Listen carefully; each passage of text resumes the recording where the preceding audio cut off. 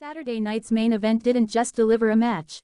It delivered a warning. Because the moment Cody Rhodes stepped into the ring and locked eyes with Jacob Fatu, it stopped feeling like a wrestling show, and started feeling like a collision that should have never been sanctioned. No smiles. No posturing. Just two men who knew this wasn't ending clean. Cody took the first step forward, chest out, calm on the surface, but there was tension in his jaw. He extended a hand, not out of respect, but out of challenge. Jacob Fatu didn't even blink. He slapped the hand away, stepped forward, and pressed his forehead into Cody's. The bell rang, and all hell broke loose. Cody struck first, fast right hands, sharp and precise, trying to catch Jacob before the storm could build. For a split second, it looked like it might work. Cody backed Jacob into the corner, unloading with punches, forcing the referee to intervene. But Jacob Fatu didn't look hurt. He looked amused. Jacob exploded out of the corner with a headbutt that snapped Cody's head back, then followed with a brutal clothesline that turned Cody inside out. The sound echoed through the arena. Cody rolled to the apron, clutching his jaw, trying to reset. Jacob didn't give him time. Jacob charged. Cody barely avoided disaster, pulling the ropes down and sending Jacob crashing to the outside. The crowd erupted as Cody followed with a suicide dive, but Jacob caught him midair. Caught him. Jacob slammed Cody's spine first into the barricade, then lifted him again and drove him shoulder first into the steel steps. Cody screamed out, collapsing to one knee, his arm already compromised. Jacob stood over him, breathing heavy, eyes wild, like he was just getting started. Back in the ring, Jacob stalked Cody, dragging him up by the bad arm and yanking it down with ruthless torque. Cody tried to fight back with kicks, elbows, anything to create space, but Jacob absorbed it all and answered with a savage Samoan drop. 1, 2, Cody kicked out. Jacob didn't argue. He just smiled. Jacob climbed the ropes, not for flair, but for destruction, and crashed down with a devastating splash. He hooked the leg deep. 1, 2, Cody kicked out again. Now Jacob's expression changed. No smile, just anger. He hauled Cody up and hurled him across the ring like dead weight. Cody landed hard, rolled to his knees, and fired back with desperation, right hand after right hand, digging deep, refusing to fall. Cody hit the ropes and came back with a disaster kick that finally rocked Jacob. The big man stumbled. Cody followed with a Cody cutter out of nowhere. The crowd lost it. Cody crawled into the cover. 1, 2, Jacob powered out. Cody didn't hesitate. He pulled down the knee pad. The arena knew what was coming. He charged for the crossroads. But Jacob caught him. Jacob hoisted Cody up and launched him with a brutal pop-up Samoan drop that shook the ring. Cody folded in pain, clutching his ribs, gasping for air. Jacob wasn't done. He lifted Cody again, this time slamming him face first into the mat, then followed with a senton that crushed the life out of him. Jacob stood up, pounding his chest, screaming that this was his ring now. Cody pulled himself up using the ropes, blood trickling from his mouth, eyes glassy, but still burning.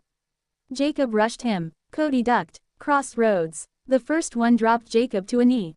Cody didn't stop. Second crossroads. Jacob collapsed, stunned, barely conscious.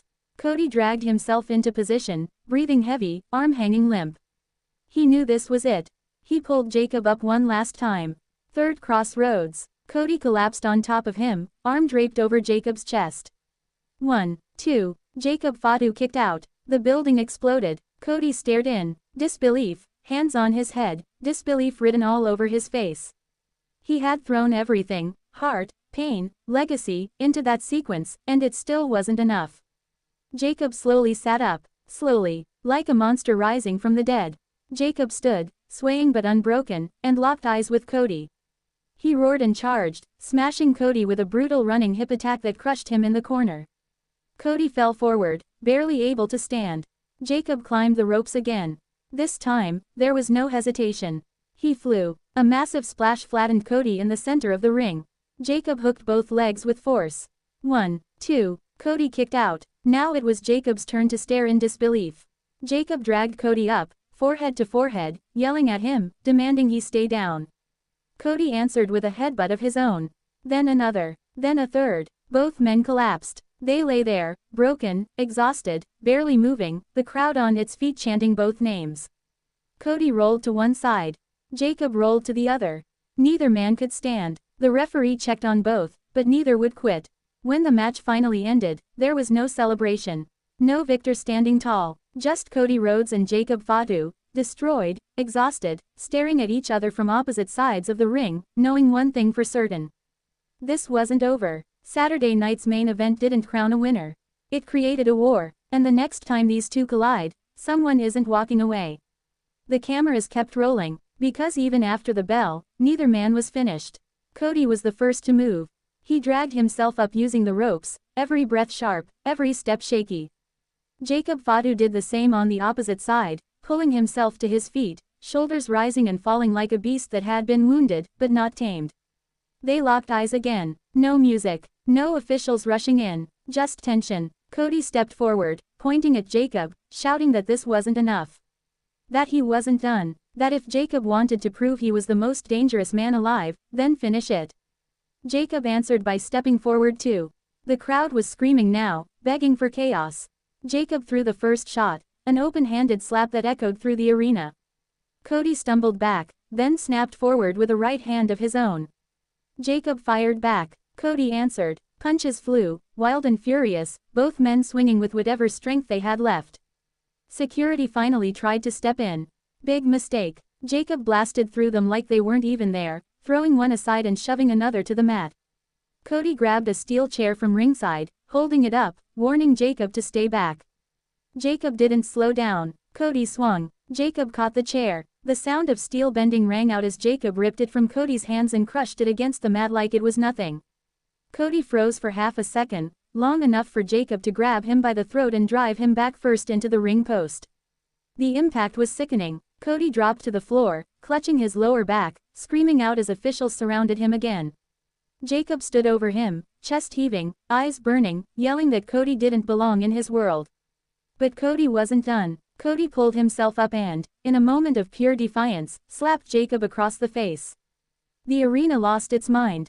Jacob snapped. He hoisted Cody up and launched him over the announce table, sending monitors and papers flying everywhere.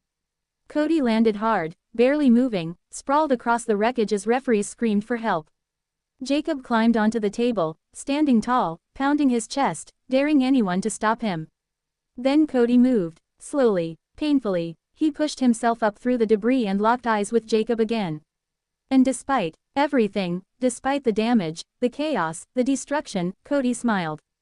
That smile said everything. This wasn't fear. This wasn't survival. This was obsession. Officials finally separated them, dragging Cody one way and Jacob the other, both men still fighting, still reaching, still trying to get one more shot in. As Jacob was pulled up the ramp, he pointed back at the ring and made the throat slash gesture.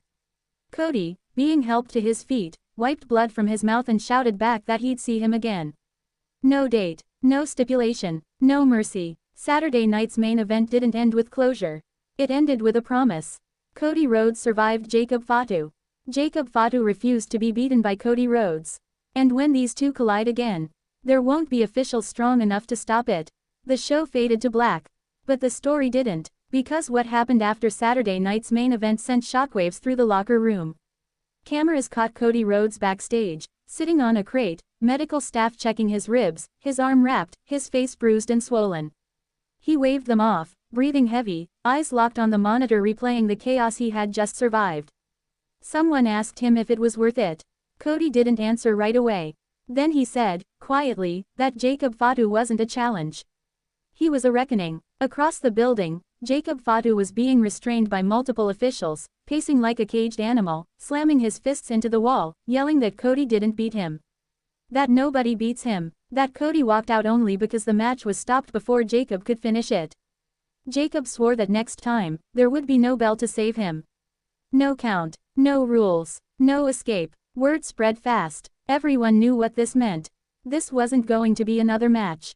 This was going to be a fight designed to end careers. Days later, the tension followed them everywhere. Cody walked through arenas with eyes on him from every corner. Jacob Fatu was no longer just a name on a card. He was a presence, a looming shadow, a threat that could strike at any moment. And Cody welcomed it. Cody spoke about legacy, about standing his ground against men who tried to break him, about refusing to back down when the world told him to stay down. Jacob didn't talk about legacy. He talked about pain. He talked about domination. He talked about leaving Cody Rhodes broken in the middle of the ring so the entire world would finally understand who they were dealing with. When they crossed paths again, just briefly, there were no words. Just a stare that told everyone watching the same thing. Saturday night's main event was only Chapter 1. The next chapter wouldn't be about survival. It would be about who could endure the most punishment, who could embrace the violence, and who would still be standing when there was nothing left to give. Cody Rhodes and Jacob Fatu didn't just destroy each other. They unlocked something darker. And when that door fully opens, there will be no coming back from what follows.